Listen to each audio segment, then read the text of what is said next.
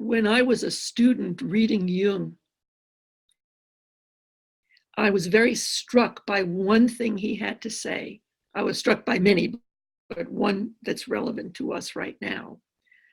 And that is, he looked at the ego and the center as a pair of poles. So that when the ego had a negative response to something, for example, the center was very likely to have a positive response to the same thing.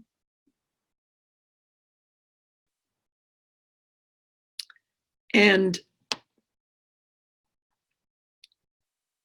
this holds very much when we're working with someone in therapy, because they can tell us, speaking from ego, oh, this isn't really a problem, this thing that you've pointed out to me.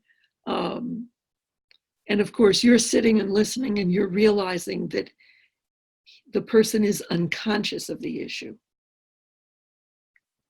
And what that is telling you also is that the polarity is in place about the issue. So when healing is the subject matter, and of course in psychotherapy, healing is always the subject matter on one level or another. When we say, I give permission for my being to be healed, and the client repeats that, he came to you for therapy. He asked you to help him work through certain issues. Those are clearly the actions of a person who wants to be healed. But the center is holding all the negativity that is waiting for healing. And that's why we start the covenant with, I give permission for my being to be healed. Because most people will say, well, of course I want to be healed. But the truth is, most people have traumas that are placed in such a way that it makes it very difficult to do.